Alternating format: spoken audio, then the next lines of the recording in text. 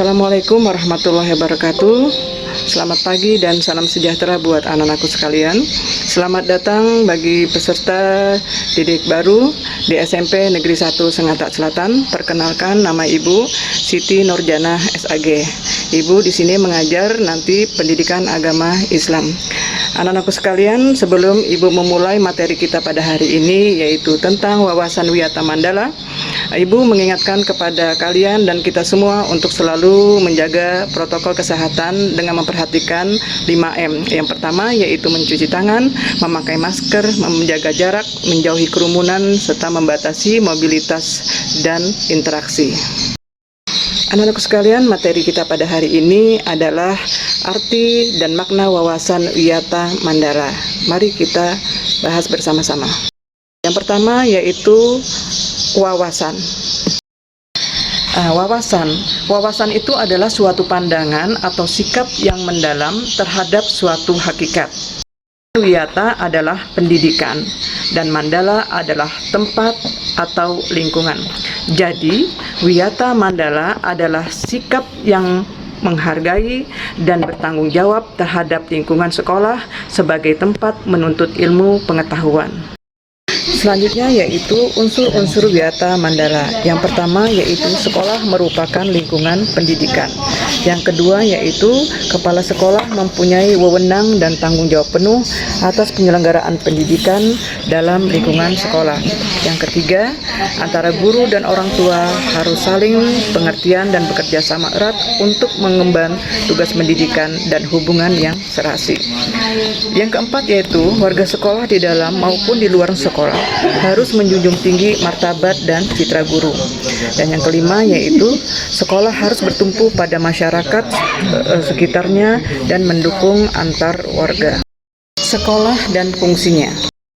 Maksud daripada sekolah dan fungsinya adalah sekolah merupakan tempat penyelenggaraan proses belajar mengajar yang menanamkan dan mengembangkan berbagai nilai, ilmu pengetahuan, teknologi, dan keterampilan.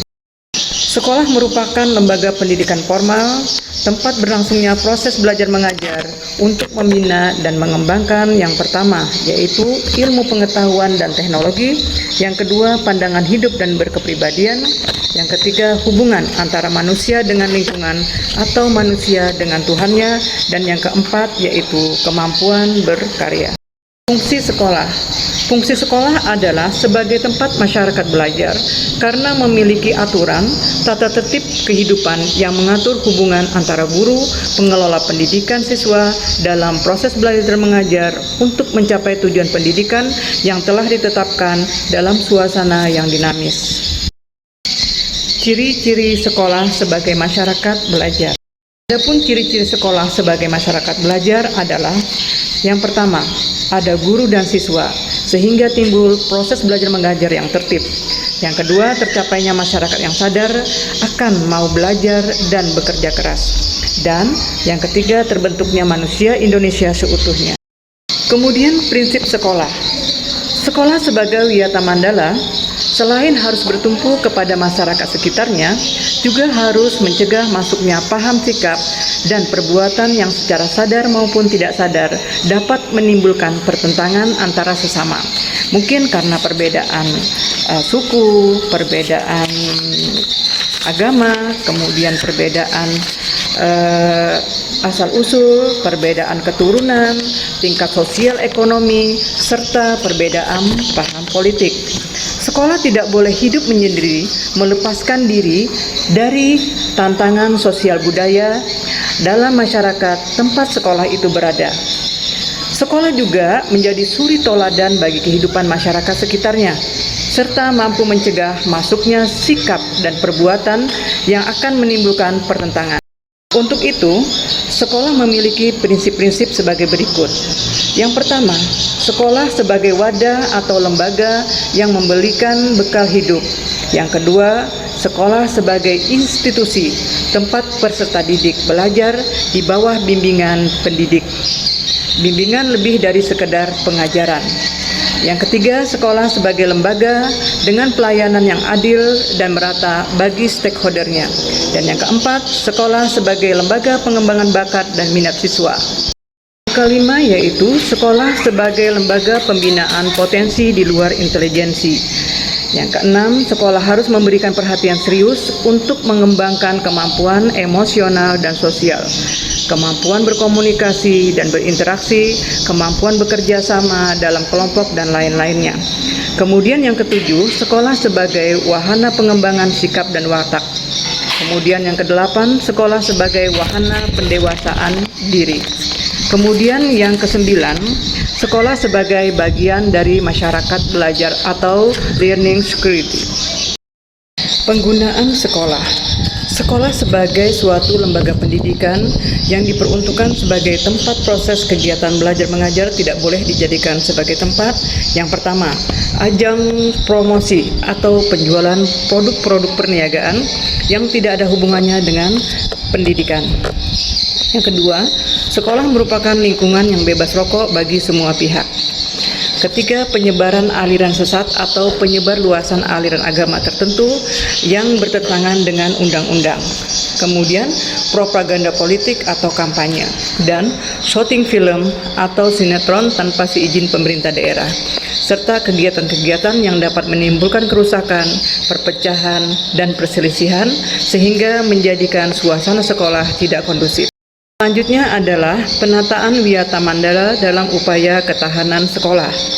Yang pertama, ketahanan sekolah lebih menitikberatkan kepada upaya-upaya yang bersifat preventif. Yang kedua, untuk menjadikan sekolah sesuai dengan tujuan dan fungsinya, perlu dilakukan penataan Wiyata Mandala di sekolah melalui langkah-langkah. Yang pertama, yaitu meningkatkan koordinasi dan konsolidasi sesama warga sekolah untuk dapat mencegah sedini mungkin adanya kegiatan dan tindakan yang dapat mengganggu proses belajar mengajar. Selanjutnya, melaksanakan tata tertib sekolah secara konsisten dan berkelanjutan dan melakukan koordinasi dengan komite sekolah dan pihak keamanan setempat untuk terselenggaranya ketahanan sekolah. Kemudian mengadakan penyuluhan bagi orang tua dan siswa yang bermasalah, dan mengadakan penyuluhan dan pembinaan kesadaran hukum bagi siswa. Kemudian pembinaan dan pengembangan keimanan, ketakwaan, etika bermoral, Pancasila, berkepribadian sopan santun dan disiplin, dan pengembangan logika para siswa, rajin belajar, gairah menulis, gemar membaca, kemudian mencari informasi, penemuan para ahli. Selanjutnya, yaitu mengikut sertakan siswa dalam kegiatan ekstrakurikuler dan pengembangan diri, serta mengadakan kegiatan wisata dalam rangka pengembangan iptek. Anak-anak sekalian, selanjutnya adalah tugas, wewenang, dan tanggung jawab kepala sekolah dalam hal pelaksanaan Wiyata Mandala.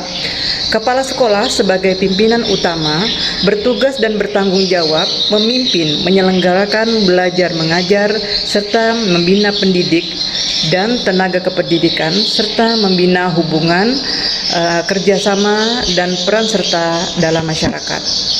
Kepala sekolah dalam melaksanakan penataan Wiyata Mandala di sekolah dengan melakukan kegiatan-kegiatan yang pertama, yaitu melaksanakan program-program yang telah disusun bersama komite sekolah. Kemudian yang kedua, menyelenggarakan musyawarah sekolah yang melibatkan pendidik, kemudian melibatkan OSIS, komite sekolah, tokoh masyarakat, serta pihak keamanan setempat. Kemudian yang ketiga, menertibkan lingkungan sekolah baik yang berbentuk perangkat keras atau sarana prasarana dan perangkat lunak atau peraturan-peraturan tata tertib, tata upacara, dan lain-lain. Yang keempat yaitu mengadakan pertemuan, baik pertemuan rutin maupun pertemuan insidentil yang bersifat intern sekolah, yaitu kepala sekolah, pendidik, orang tua siswa, dan siswa. Kemudian yang kelima yaitu menyelenggarakan kegiatan yang dapat menunjang ketahanan sekolah seperti PKS, pramuka, PME, prastibraka, kesenian, dan sebagainya. Anak-anakku sekalian, adapun mekanisme dalam pelaksanaan Wiyata Mandala adalah perlu adanya upaya penanggulangan secara dini setiap permasalahan yang timbul sehingga dapat menghilangkan dampak negatifnya, yaitu dilaksanakan secara terpadu, bertahap, berkelanjutan, yaitu sebagai berikut. Yang pertama yaitu tahap preventif, yaitu upaya untuk meniadakan peluang-peluang yang dapat memungkinkan terjadinya kasus-kasus negatif di sekolah melalui yaitu antara lain A. Memelihara sekolah dan lingkungan sekolah serta menciptakan kebersihan dan ketertiban agar siswa merasa nyaman dan menyenangkan dan tidak ada tempat tertentu yang dijadikan siswa untuk hal-hal yang negatif. Kemudian yang B, menciptakan suasana yang harmonis antara pihak pendidik, staf, serta siswa serta penduduk di sekitar sekolah. Kemudian yang ketiga atau yang C, membentuk jaring-jaring pengawasan atau kontrol dan razia terhadap kegiatan siswa di lingkungan sekolah. Kemudian yang D, menghilangkan bentuk-bentuk perpeloncoan pada saat masa orientasi siswa yang sekarang dikenal dengan MPLS. Kemudian yang E, meminimalisir keterlibatan kelompok maupun perorangan dalam kegiatan sekolah. Yang F, mengisi jam-jam kosong dengan pelajaran atau kegiatan ekstra lainnya. Yang G, meningkatkan ekstrakurikuler pada masa awal atau akhir semester dan pada masa liburan sekolah. Yang H, meningkatkan keamanan dan ketertiban khususnya pada saat berangkat atau usai sekolah. Yang kedua yaitu tahap represif, adalah upaya untuk menindak siswa yang telah melanggar peraturan-peraturan dan tata tertib sekolah. Adapun upaya represif tersebut adalah A. Mendamaikan para pihak yang terlibat perselisihan berikut orang tua atau pendidik pembinanya. Kemudian yang B. Membatasi areal tempat terjadinya aksi. Yang C. Menetralisir isu-isu yang berkembang dan mencegah timbulnya isu-isu baru. D. Berkoordinasi dengan pihak keamanan apabila terdapat pihak luar sekolah yang melanggar keamanan, ketertiban, dan perbuatan kriminalitas di lingkungan sekolah. E. Kemudian mengungkapkan lebih lanjut keterlibatan pihak sekolah baik dari luar atas kasus yang timbul dan menyelesaikannya secara hukum. Yang F. Mengikut sertakan para ahli untuk mengadakan bimbingan dan penyuluhan. Dan yang terakhir yaitu memberikan sanksi sesuai tata tertib yang berlaku. Anak-anakku sekalian, demikianlah tadi materi Ibu pada hari ini, yaitu tentang arti dan makna wawasan Wiyata Mandala. Semoga bermanfaat buat kita semua. Ibu akhiri, wabillahi taufiq wa hidayah. Assalamualaikum warahmatullahi wabarakatuh. Salam sehat selalu buat kita semua.